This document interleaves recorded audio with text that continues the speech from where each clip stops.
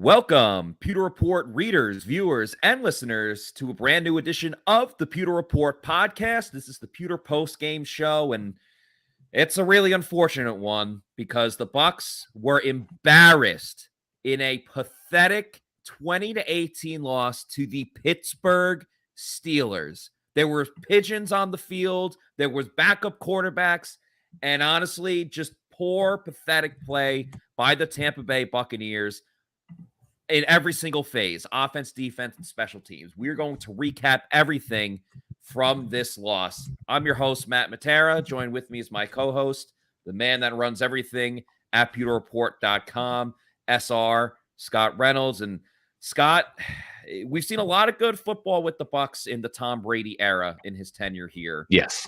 But today was not that day, Matt. Today was not that day. Today was one of the most befuddling, mind-numbing, make you want to rip your hair out type of games that we've ever seen with Tom Brady playing with the Bucs. And it happens like once a season, whether it was the Bears game a couple of years ago, the Washington game. This season was that version of those games, a just ugly, pathetic 20-18 loss.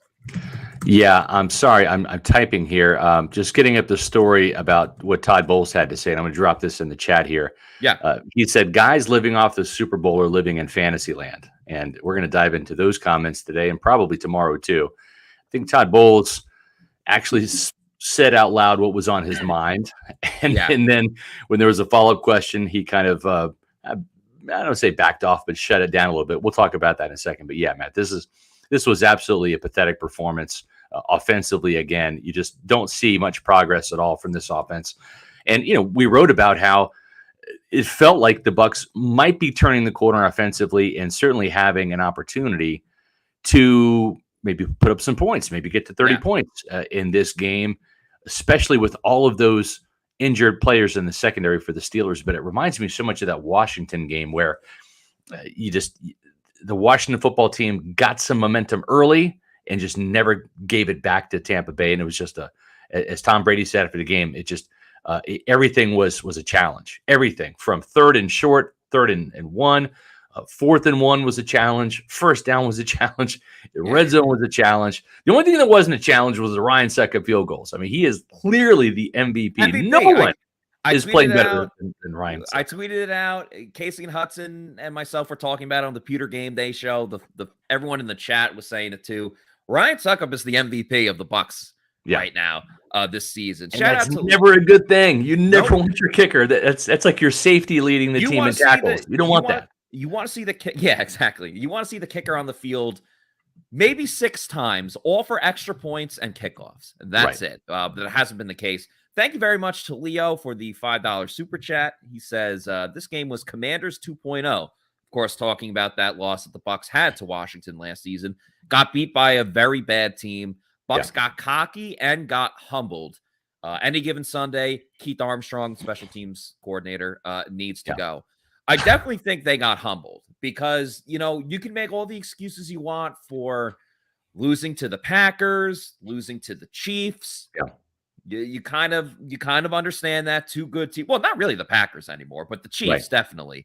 But this one is a look in the mirror type of situation where they have absolutely no one to blame but themselves. And as I said earlier, the offense stunk it up until the last drive. Yeah. The defense, you talk about wanting to pull your hair out.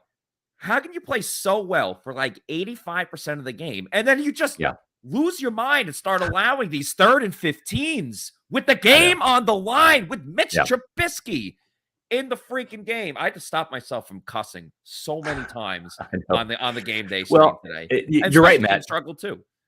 They lost in all 3 phases today, and I did like the message that Todd Bowles had after the game, and we'll talk about that. I'm going to put it here in the chat just so everybody can read the story. It's Bucs Bowles, guys living off the Super Bowl or living in fantasy land, and so I'm putting that in here right now. But listen, Todd Bowles deserves a decent chunk of the blame here too, right? Because it's his defense that has got to get off the field in those 3rd and long situations to get the ball back for the offense. Not that the offense is going to do a damn thing with it, but you got to at least prevent the Steelers from scoring some more points, which they did.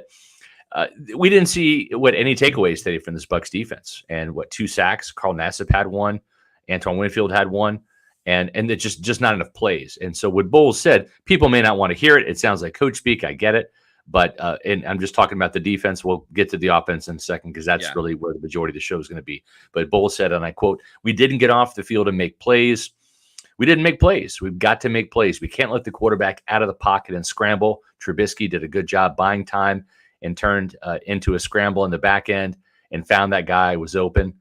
They played well. They played team ball. We did not play well all the way around. And what he was talking about in that instance was that last third down conversion where Joe Tryon-Shoyinka just looked like a college player, just running right around the quarterback. I mean, he ran around the quarterback and then he ran around the right tackle. He literally almost did an entire circle, which is just complete bullshit technique.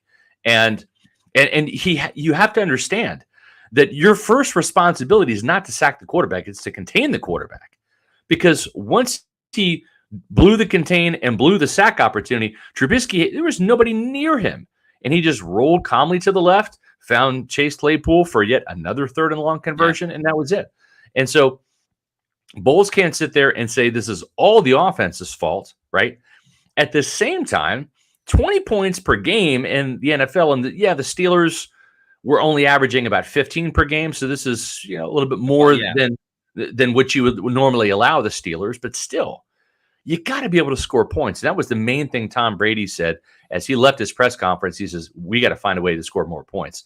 And I think Bowles is growing very frustrated with the play calling because we've seen this now, him lead off with, we have to coach it better and we've got to play it better. And he talked about being out-coached, and he talked about we've got to find a way to get a yard on 3rd and 1 and 4th and 1. And I'm telling you right now, and I don't know this to be fact because I listened to Todd Bowles' press conference at face value, just like anybody can. You can go watch that at Buccaneers.com. But this is what Todd Bowles had to say. He said, and I quote, "We didn't take them lightly, number one," meaning the Steelers. Number two, I think guys, he didn't say players, he said guys that are living off the Super Bowl are living in fantasy land. You've got to get your hands dirty and go to work like everybody else. We've been working hard. We have to work harder. Nobody's going to give us anything or feel sorry for us. We have to go back as coaches. He said that first. As coaches, as players, and the time for talking is over. You've either got to put up or shut up. So who's living in fantasy land? And the interesting thing, and I'm not saying that Todd Bowles is coming out and saying, is Byron Leftwich living in fantasy land? But I will make a couple of observations. Number one, Byron Leftwich got an awful lot of pats on the back from Bruce Arians, even to the point where he was kind of dismissing Tom Brady's effect. Because he wanted Byron Leftwich to get a head coaching job. Okay. And he, we've all heard the comments about how Bruce was pissed. Byron didn't get any interviews in 2021. And then he, had one interview, I guess, maybe two, the most notable with Jacksonville. But I'm telling you, and I've been saying this for weeks, the bloom is off the rose with Byron Leftwich. Okay. This guy is not an offensive genius. If you want to know why the 30 points happened, it's future Hall of Famer Tom Brady, future Hall of Famer Rob Gronkowski, Pro Bowl left guard Ali Marpet, Pro Bowl center Ryan Jensen, Pro Bowl right tackle Tristan Wirfs, future Hall of Famer Mike Evans, 1,000-yard receiver, $20 million man Chris Godwin, and a guy that has Hall of Fame-like numbers minus the character in Antonio Brown. That's the reason why the 30 points per game happened, not the imaginative play calling, right? Not the X's and O's. It was the Jimmies and the Joes. And now that the Bucs, Matt, don't have a lot of the Jimmies and the Joes, right? We're seeing the failure of the X's and O's. And that's solely on Byron Leftwich. And this is his responsibility. And if I'm Todd Bowles, right, things happen fast in the NFL. He got 4 years in New York, okay? And we've seen the Glazers pull the trigger after 2 years on Lovie Smith, 3 years on Dirk Cutter, 3 years on Raheem Morris, 2 years on Greg Schiano. I'm not saying fire Byron Leftwich, but if I'm Todd Bowles, I'm thinking about making a change at play caller because what the Buccaneers have been doing since week 1, I have not seen the improvement. But what have we heard? The talk. I wrote the story about it. Byron Leftwich says, we're close. We're close. We're close. This was the close game. This was the close game. This was the game where it's supposed to be close, and you have the breakout. And you've got the wounded secondary, and you've got no TJ Watt. This was the game to light up the scoreboard. And they struggled. It's a field goal fest. And it's ridiculous. It was absurd. It was a field goal fiesta, but no one was having fun at the fiesta for the Bucs. You talk about sometimes the coaches can elevate the players. Yeah, thank you to Go Bucs Trinell for the $4.99 super chat. Sometimes the coaches can elevate the play of the players. Sometimes the players elevate the play of the coaches. We clearly see how Byron Leftwich has benefited from all the great players that you had mentioned. And you know what? First of all, as you mentioned, things move quickly in this league. Mm-hmm. Todd Bowles has to make it work with this team right now because, Brady's probably gone after this season. And Bowles, if he doesn't make it work in Tampa, unfortunately, he may never get another head coaching job again. So he has to make it work right now. And Byron Leftwich, I do not want I'm going to break my hand against the wall by punching it. If I hear one more time, we're getting better in areas that you guys wouldn't recognize. We have to be multiple. I like my offense multiple, and I'm going to put my players in the best position to succeed. Because he isn't doing that. I don't give a shit about multiple. Pass the ball more on first down. And it's no excuses. I don't give a damn who's injured, who's not in there, like it was, in the Packers game when Evans suspended, Godwin out, and Julio Jones may never play a snap of football ever again. The Steelers had their third and fourth string defensive backs in the game. And as you mentioned, no TJ Watt, their best pass rusher, arguably the best pass rusher in the league. And the Steelers somehow got it done. Not to mention Kenny Pickett left the game with concussion, so Mitch Trubisky was in the game. They got it done. They got it done with replacement players. So you know what? Again, I don't care that Julio Jones isn't playing. I don't care that, Chris Godwin, maybe he's a little bit limited right now because of the injuries that he's coming back from. And same with Russell Gage. You have to scheme and design plays that get your guys open or can move the ball down the field. Why are they able to overcome an injury to one of their best players? But the Bucs, somehow, it's all the excuses. Oh, they can't. They can't play because Mike Evans isn't playing. Like, get out of here. Here's a prime example of the ineptitude of Byron Leftwich's play calling and why it's just destroying the Bucs offense right now, especially in the red zone. You have the ball with what looked to be like a foot. And I understand, maybe you don't trust. We saw the quarterback sneak and it didn't work, right? They tried it on 3rd and 1. It didn't work. And I really haven't been calling for it because, number one, Brady's got a bum shoulder. He's got a bum hand. And I don't necessarily trust Lou Gedeke, nor do I trust Robert Hainsey to get the pile moving on a 3rd and 1 situation because they've just sucked in short yardage all year. And the other thing, too, is as much as I like Shaq Mason, he's not a big guy, right? He's 6'1", about 310 pounds.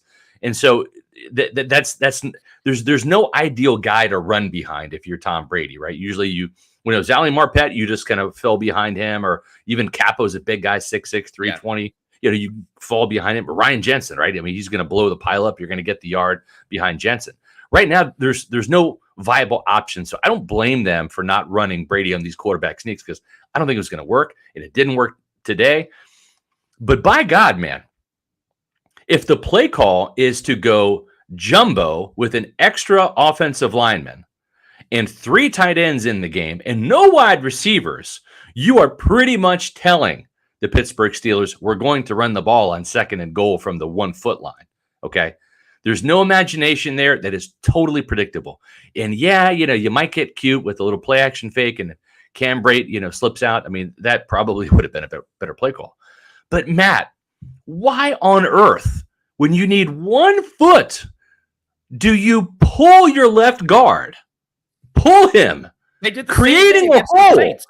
Okay, you're pulling your rookie left guard. and you're asking your backup center to do a cut block. Okay. And if that doesn't happen, if Hainsey's cut block on Larry Ogunjobi isn't perfect, which it wasn't, you are creating a massive hole for penetration. And that's exactly what happened. That is a stupid play call. I'm a defensive guy. I don't know much about offense. I've covered the Bucs for 27 years. I know enough where I'm dangerous and I can write about it somewhat intelligently. Schematically, from an offensive standpoint, okay, I don't know this offense. I'm not well versed in it like Paul Atwall is. He's a genius. He's a savant when it comes to understanding this.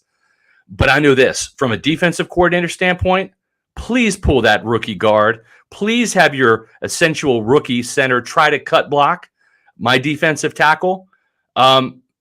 I want that all day long. Please and thank you. And it was just an asinine play call. And I don't blame Leonard Fournette. He didn't have a chance. A 3-yard loss, boom. And then once that happened, I mean, just Scott, throw out third down. They did the same thing against New Orleans in week 2 when they went for it on 4th down and they tried to. It was a short yardage play and they tried to pull the lineman and it got blown up like it did today. I want to give a shout out to Marquise for the $5 super chat. Thank you very much. He says, I would just fire the OC. Brady needs to take charge and take the lead. He don't need no damn coordinator. This is the greatest player ever. Even the greatest of all time needs an offensive coordinator, but I do appreciate the sentiment there. Yeah. I got to say, Scott, I don't know if I would have got through this game if it wasn't for Celsius, which, of course, is the presenting sponsor of the Pewter Report podcast and the Pewter Post Game Show. As much as Bucs fans are unhappy with the Bucs right now, you can be really happy and excited about Celsius and all the different flavors that they have, from the Arctic peach and tropical vibes to the cola flavor to the strawberry lemonade to the orange and the grapefruit, peach mango. So many great different flavors and 7 essential vitamins. This is the healthy version of an energy drink. Gives you that essential energy to get you through your day, whether it's a workout, a work, a live stream, a long car ride, a long flight from Pittsburgh back to Tampa with a brief pit spot in New York, whatever it is, it gives you that essential energy. So go to the store locator, find out where you can get a Celsius or if you get sent straight to your house or apartment, save some money and buy them in bulk on Amazon. I would recommend the variety pack because variety is the spice of life. And you could have it set up every 2 weeks, 3 weeks, whenever you want it. Just make sure you're drinking a Celsius energy drink. Celsius, #live fit. Matt, we're just gonna do this just because it's appropriate. I've already had my Celsius today. Had an orange, had Arctic vibe yesterday. It's how I start my weekend. I don't drink coffee much anymore. Celsius has replaced coffee for me in the mornings, but now I'm drinking a Pirate Republic. Okay, this is actually the second Pirate Republic, probably the second of 4 I'm going to be consuming tonight as I continue to work for PewterReport.com, covering this god awful Bucs team right now after this horrific performance against the Steelers. There's no excuse for this. Week too.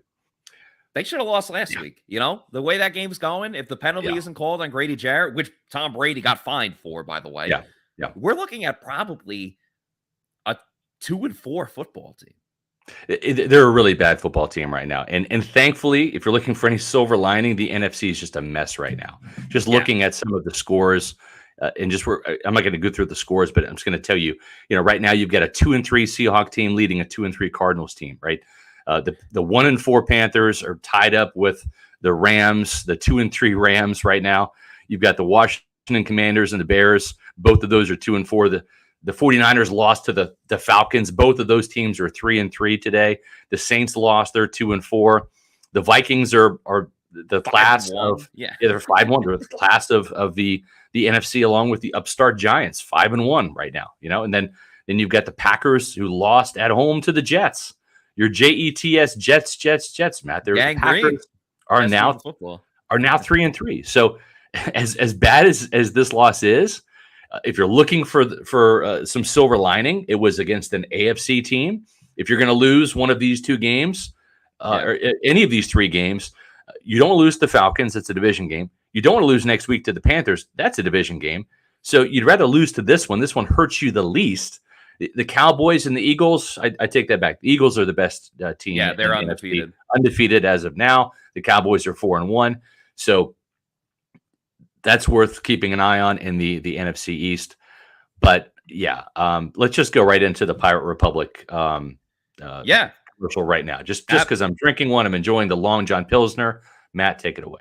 Yeah, absolutely. Pirate Republic, of course, is the official beer of PewterReport.com. They are based out of Nassau, Bahamas. They are now invading Florida just in time for football season.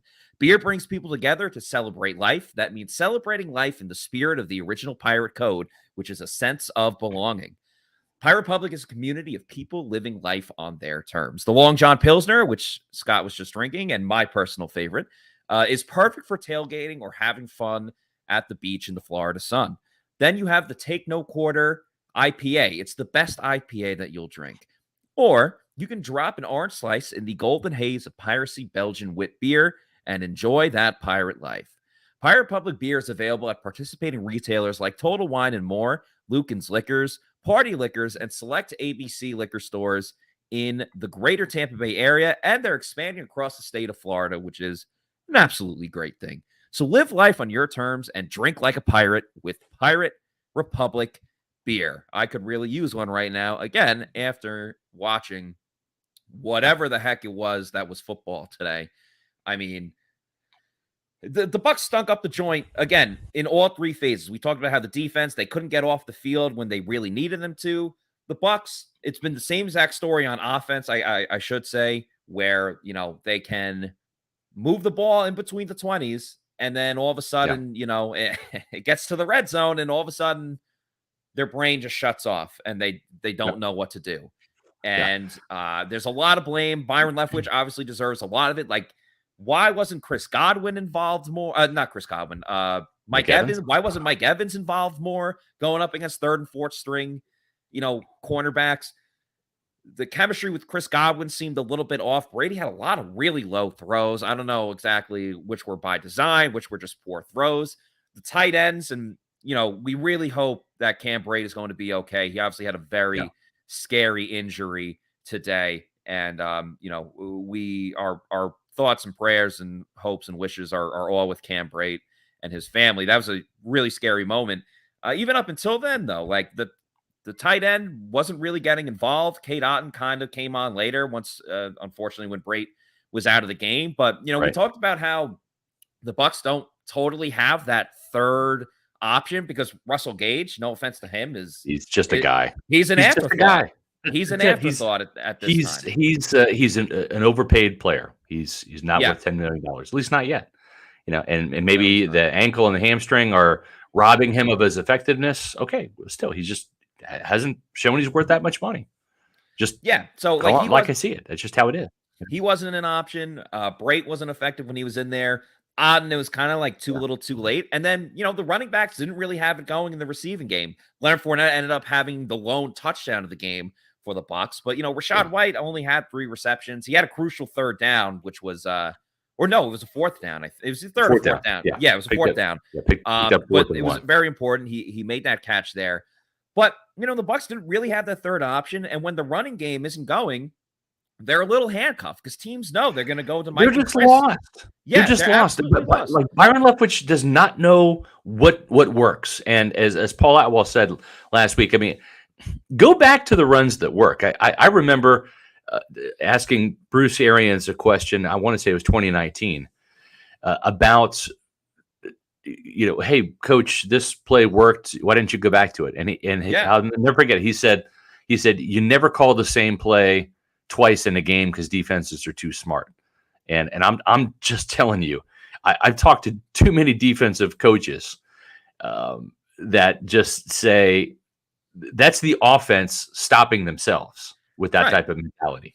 And if it worked one time, run it until they stop it. And I just don't. Whatever happened to that saying? We're going to run it until they stop us. Yeah. Does that not mean anything? It does work. And guess what? When they stop it, then you can go to something else, right? Yeah. You've got a playbook to. They have more than one reference. option. Yeah. How about this, Scott? How about running the ball to the right side of the offensive line behind, I don't know, all-pro offensive tackle Tristan Wirfs? Why is every single run to the left side? I can't wait until Byron Leftwich's press conference. That's going to be the question I ask: is why on 3rd and 1 did you run behind your rookie your rookie tight end Kate Otten, who got blown up? Yeah, this was on the Fournette run in the second half. Donovan Smith, who's been playing okay, but hyperextended elbow, right? He got blown up. And then Luke Gedeke, who missed yet another block. Why are you running to the left when you have a all-pro right tackle and a right guard who has, I don't think, made as big of an impact, and I'm talking about Shaq Mason, as I expected him to make, but he's head and shoulders above Luke Gedeke. Yeah. Okay, I don't understand it. The other thing, too, is, and Ted, we appreciate the $10 super chat. We'll get to that in one second. Luke Gedeke's got to be benched. I've seen enough. Okay, like, is Brandon Walton that bad? Is Nick Leverett that bad?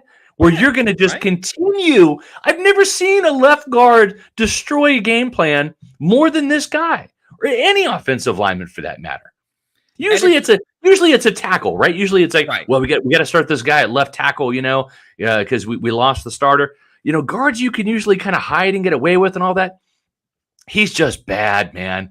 He's bad, and we're talking about drive killing, touchdown killing plays.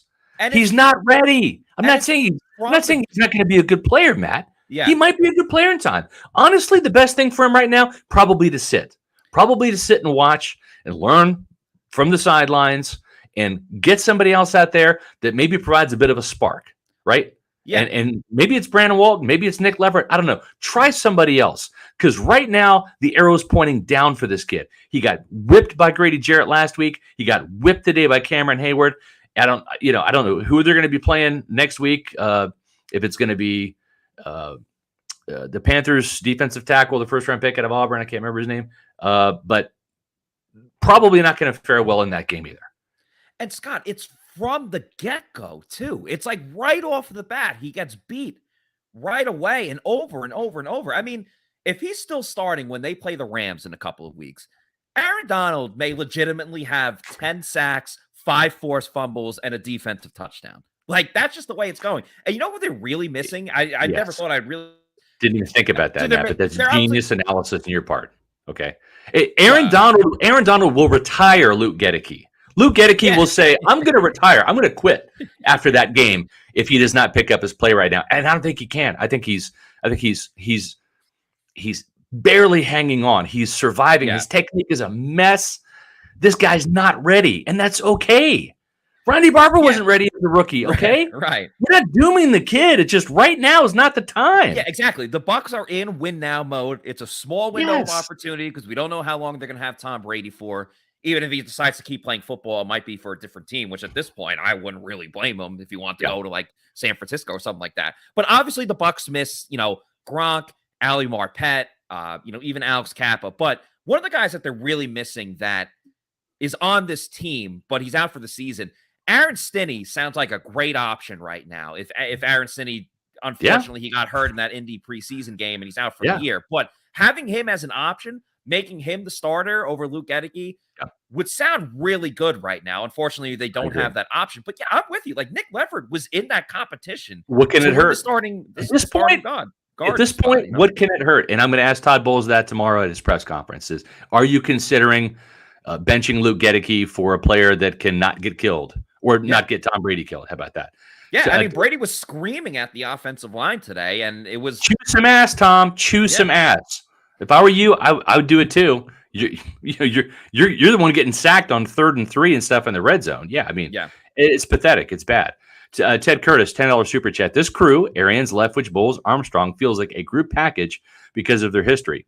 I don't know if I see them making a change at one while the others are around. Is that fair, or am I reaching? I will say this. With this is what you might call an educated guess. Todd Bowles is not afraid to make some changes. I'm just going to leave it at that. Fair enough. I will say there will be some coaches on this coaching staff now that will not be here next year. And not because they're leaving for other jobs. Right, not because of like a head coaching opportunity. No. This is going to be, we're going to see some changes. Yeah, And and I and think I special think teams, I that's know you're fair. talking about offense, but like special teams, they can't go one game without having a huge mistake. I mean, right when you thought, I mean, it Yeah, Derek started Brown. the second That's the half. guy there. Derek Brown and Yeah. Brian Burns. Yeah, they're going to feast on Luke Edeke if he's there next week. Right. But you start the second half and the Steelers immediately come out and return it all the way, what, inside the 20, inside the 10, Yeah. whatever it was.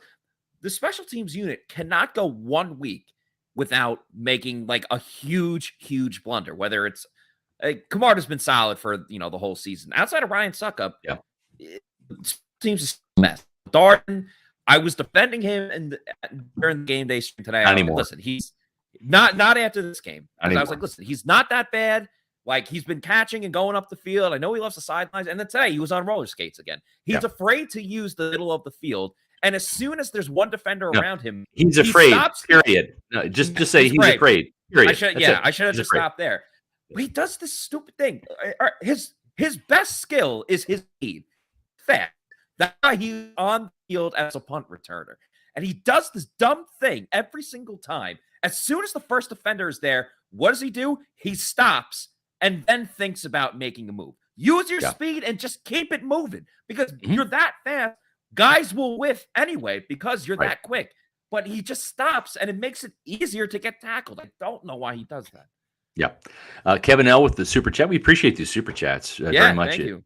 I would say it helps us buy more Pirate Republic beer, but it doesn't. We actually get this for free as because they're official beer sponsor of Pewter Report. Kevin L, $5 super chat. Glad they didn't kick a field goal at the end of the game to win. Would have been able to keep lying to themselves about the offense. Can't BS anymore. You know what? Sometimes a loss is necessary. And like I said, at the end of the day, if there are some significant changes here, and Matt, I love your call for. Are you calling for Jalen Darden to be benched? Yeah, sure. Putting Geiger. I'm all I don't for care. Let someone. Let's see somebody else. I agree. Exactly. Throw in Scotty Miller. Scotty doesn't do anything else. Put in Scotty Miller as a punt returner. Put somebody else back there to do punts. I'm with you on that. Let's bench Luke Edeke. I'm for that. I want to see if Brandon Walton or Nick Leverett, if either one of those guys can be better. I don't know that they could be worse. But yeah, sometimes you need that wound, right? Sometimes you got to rip the Band-Aid off. They need a swift kick in the ass, and that's what they got today. And let's continue on with what Todd Bowles had to say. Again, I put that in the chat, which is the story's up now. Is Bucs Bowl, Super Bowl. Guys living off Super Bowl are living in fantasy land. And the one thing that he did have to say about coming to work and getting better is this. Well, actually, he said this. And again, this is kind of damning towards Leftwich. He's not using the term Byron or Leftwich, but he's talking about outcoached, and he's saying that several times and talking about the offense. So it's pretty, reading between the lines, it's pretty apparent he is not happy with Byron Leftwich, nor should he be. Quote, "We could not get 1 yard on 3rd and 4th and short. We got stalled in the red zone. I don't think we coached it well. I don't think we played it well. We've got to find a way to score in the red zone. We've got to find a way to score in the red zone. And more importantly, got to find a way to be better in short yardage. 3rd and 1 and 4th and inches, we have to find a way to be better." So if that's personnel, then get rid of Gedeke and put in a guard who is more competent in terms of blocking. And if it's the coaching, then you need to evaluate Byron Leftwich. And there's a couple guys on this staff, Kevin Garber, the wide receivers coach, that Bruce Arians thought highly of. And if Byron had left to go to Jacksonville, could have been calling plays. Yeah, he could be the play caller right now, or it might have been Bruce. And I don't know. This is a wild card idea, but if you're Todd Bowles, you're already paying Bruce Arians, man.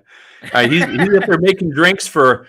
He wouldn't do it. He wouldn't do it. But I'm just saying, if the best play caller in the building is Bruce Arians, bar none. It's not Byron Leftwich. Period. The end. Yeah. And I think now what we've seen is Bruce made Byron the offensive talent. All the Hall of Famers and Pro Bowlers that I mentioned earlier in the show have made Byron. And this guy is not it. We're not seeing the creativity. We're not seeing the ingenuity. We're not seeing proper use of personnel. It's all fingers are pointed at him, and deservedly so.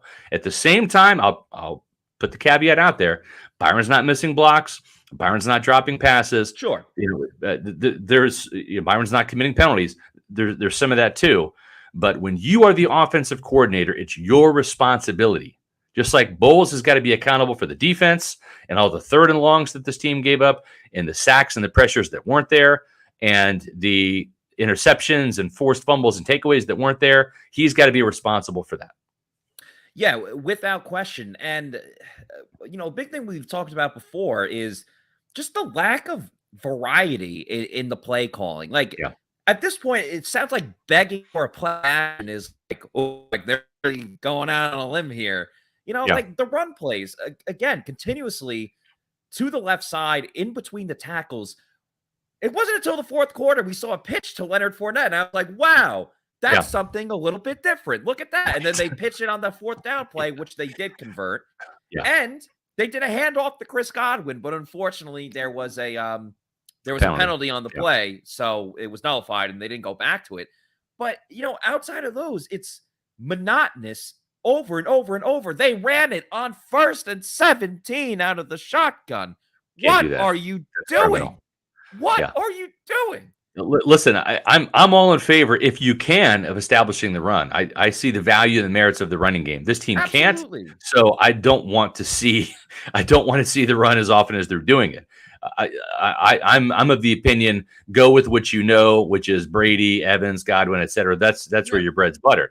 At the same time, though, Matt, at no point in time should any offensive coordinator, if it's 1st and say 15 or more, you never run the ball on 1st down in that situation, ever. You're behind the sticks. You're behind the chains. You might as well subject yourself to throwing the ball 3 times and hoping you get the 1st down that way, because running it is just not going to happen. And here's the thing, Matt. If you're not good at running the ball on 1st and 10, what makes you think you're going to get more yards on 1st and 17? It just doesn't make any sense. Unless they line up 3 defensive linemen and they put everyone else 10 yards off the ball. Unless you get that, I don't want to see you run the ball on 1st and 17, especially at that point in the game. It had been well established that the Bucs are not running the ball. Josh Capo made a great point when he was on during halftime. And he said, because, the Bucs, they go 3 and out on their first drive. Then that second drive, incomplete pass, and then they run it, and Leonard Fournette gets a 1st down. And Josh had this great way of like paraphrasing it, where he's like, Leftwich sees that. He sees one play where it has success and goes, you see, we can run the ball, so we're going to keep doing it that way. But it's like, that was the outlier. The 10-yard run by Leonard Fournette was the outlier to everything else that we saw from the Bucs run game. You got to pass it on 1st down and then run it when you're an advantageous 2nd down. It's okay. This isn't football from 30 years ago. Okay. The game is different. This balance, this multiple crap that Byron Leftwich loves to talk about, it's not there anymore. I'm watching Bills Chiefs right now. They're slinging it left and right, and occasionally the Bills have never had a run game since Josh Allen has been there. Josh Allen's their game. Okay, they air it out a ton, and I understand. Offensive linemen prefer to run the ball because you're attacking, you're moving forward. Pass blocking, you're moving back. You're waiting for the defender to engage with you. But when you have Tom Brady, Mike Evans, Chris Godwin, and on top of that, you're going up against a team that has no pass rush until today, has no secondary until today. You have to take advantage of the plays in front of you, and they just don't do that on a consistent basis. We said at the beginning, mind-numbing, befuddling, mind-boggling, whatever you want to call it. It's just, I've had enough of it, okay? Yeah. Like they got punched in the mouth and they kind of deserved it. Yeah, no, I agree. And again, not wanting the Buccaneers to lose, right? For you fans out there, you Pewter people who want your team to win, right? And this team, say what you want about the results. They put in the work during the week. Are they working hard enough? No, according to Todd Bowles, they're not. He actually had that quote here. Let's see what he said. me go back to the article. Or actually, you know what? I think I've got the quotes right here on a different document. But what Bowles was saying is he said, I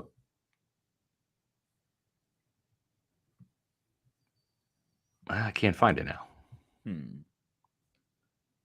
Actually, hang on. I know you're talking about. Yeah, I'll find it in a second. Chat with me. But yeah, it was about how they practice. Here it is. If you're hurt, go in the training room and get injured. If you're not, you show up Wednesday ready for work. The time for talking is over. We've got to show. Put in the work. There's nothing to talk about right now. And so I agree with that. There's nothing to say. You know, and again, I think this is a little bit of a shot, and maybe I'm wrong. Maybe this is just my imagination running wild. Maybe I'm wanting outcomes so much that I'm imagining things. Maybe it's I've had 2 pirate republics. I don't know, but I'm fine with pirate republics. But here's the thing: how many times, Matt, have we sat there in a Byron Leftwich press conference? Oh, we're so close. If you guys could only see the things that I see, the areas we're improving that you guys may not realize. And it's like, come on, man. What are you talking about? What, your crappy third down conversions? Yeah. Your crappy red zone? Your crappy third and short? The fact that you can't score 30 points in any games except for one? I mean, come on. Where you were down by 100 points, so you had to throw the ball? Yes. So to me, when I hear things like that, I don't necessarily think that Bowles is necessarily talking about the players. Maybe it's an all-encompassing thing, but honestly, I think it includes Byron Leftwich too, because I just think his press conferences are so disingenuous. He says some things, and I'm like, okay, I'm not as well versed on offense as an NFL player or an NFL coach. I certainly man enough to admit that, right? At the same time, though, the words coming out of his mouth and what my eyes see on Sundays doesn't jive at all. It just doesn't. And so I'm just befuddled. And so when I hear this from Bowles saying enough talk, I'm thinking, well, the guy that does an awful lot of talking and doesn't really have the production to back it up is Byron Leftwich. And Byron was asked before, he did the song and dance of, we're improving in areas you can't see. And then he was asked, like, so where are you improving? Yeah, exactly. Like, can you give us one example? He said, we're getting a hat on a hat when it comes to running the ball. No, you're not. They suck in the run game. Yeah. They haven't been good since the Dallas game in terms of running the ball. And then he said, like, and other things. I'm paraphrasing, of course. This was a couple of weeks ago, but this offense, they don't have an identity right now. We know what their identity should be, but will they ever get to that? Mm-hmm. I am not. This is interesting. Not sure. Interesting. Then he needs to demote Leftwich and not just talking about Todd Bowles. Listen, I'm not saying this is coming this year, and I'm not saying that Leftwich is going to get fired this year, whatever. I'm just telling you, I wouldn't be surprised. I wouldn't be surprised if there are some major changes, like if there are some changes to the starting lineup, specifically at left guard, and also I would not rule out a play caller change at some point this season. I don't think Todd Bowles is going to let things linger. He's already been fired once, right? That was after 4 years in New York, where you kind of let things go and you hope it gets better and you trust your coach, you trust your players. This is opportunity number 2. There's not going to be an opportunity number 3 for Todd Bowles. Exactly. There's not. He's coaching. He's got to make this work, or he's never going to be a head coach again.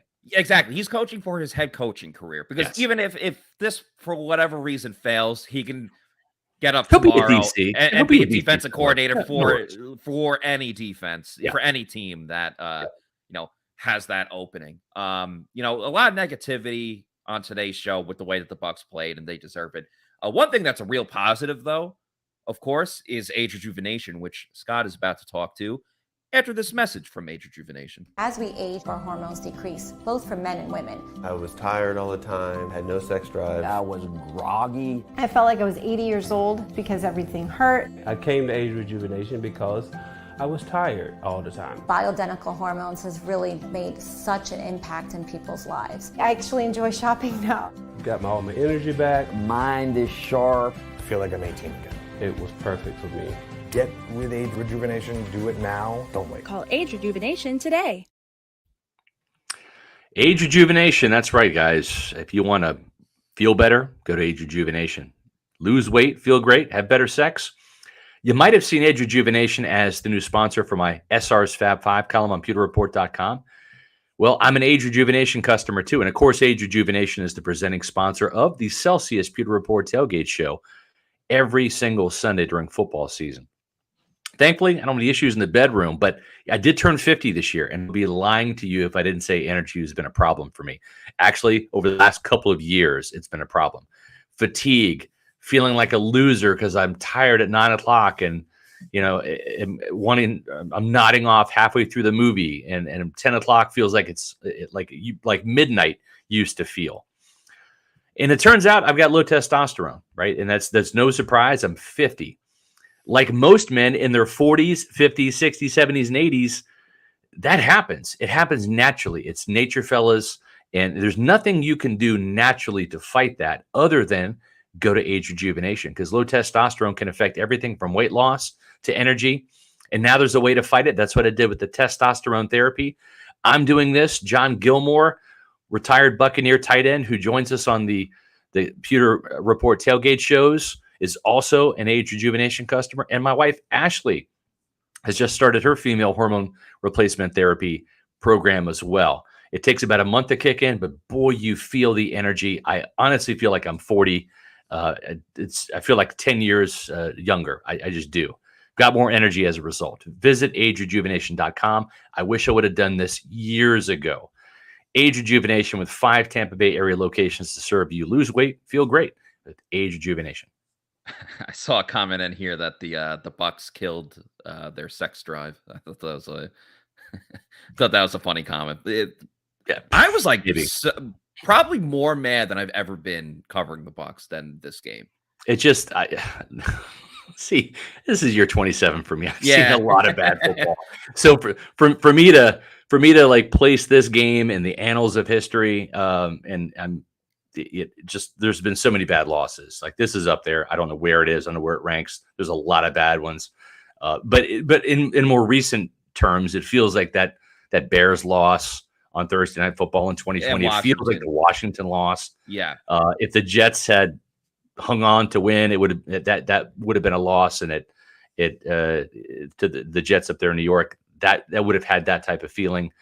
So it's not good. This is not a good football team. And I think the potential is there for it to be better. I think if you think the Bucs are winning the Super Bowl this year, you're dreaming. This is not the year. I want to ask you, happening. Are they Super Bowl contender right now? No. Can they get there by December? We'll see. We'll see. I do think so. If they just haven't played to their potential, and we know what their potential can be. We've seen that potential. The defense is way ahead of the offense right now, but until the offense picks up their slack, their side of things, they're not a Super Bowl contender, and they are marginally a playoff team. Here's what has to happen. I believe Ryan Jensen, when he comes back this year, and let's knock on wood and hope that he does. Still waiting for the swelling to go down, Matt.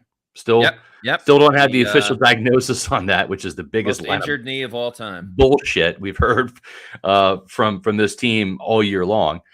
But Ryan Jensen, if he comes back and he just flips the switch and he is the Pro Bowl center Ryan Jensen and brings the attitude and the punch to the running game and is steadier in pass protection, and Robert Hainsey, who did not have a good game today at all. I think it might have been his worst game as a starter yet. Yeah, I've got to go back and watch the film, but the times I ISO'd my eyes on him was not good.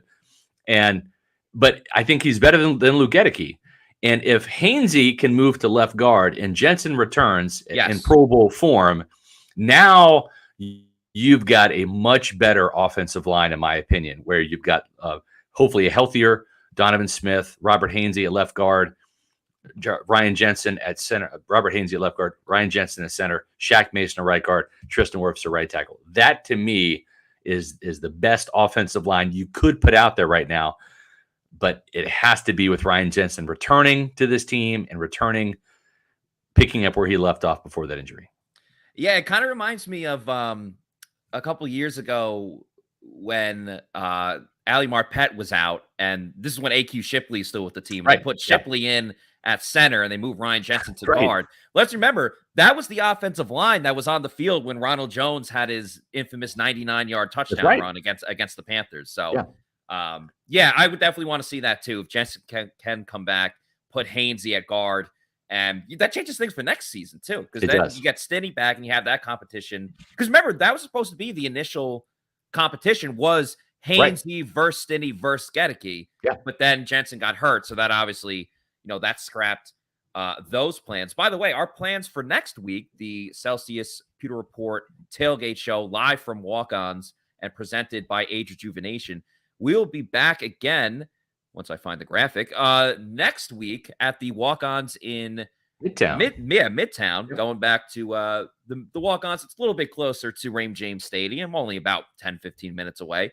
We'll be going live at 11 o'clock with Scott and Bailey and, of course, John Gilmore. So very fun stuff. You guys have done a great job all season long with that. So that'll be the tailgate show.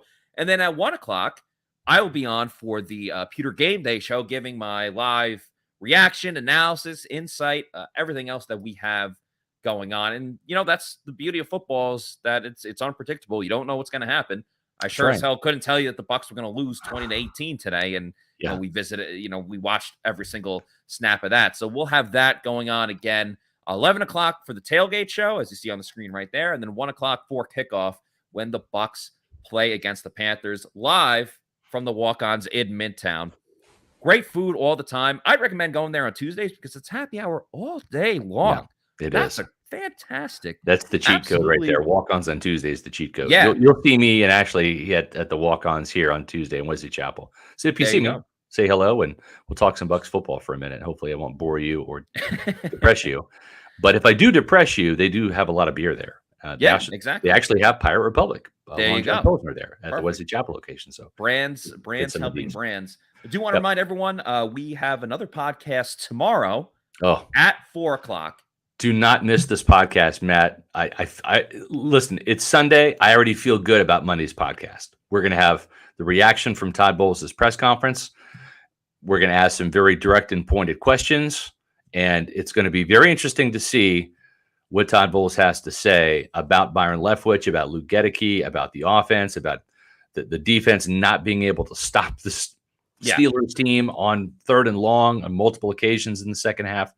So, and then, of course, too, it's Monday. It's not going to be a victory Monday. We can't make that happen for you. We'd love to, but we can't. We don't control what the team does. All we do is control what we say about the team and how we analyze it. But we do have roll call.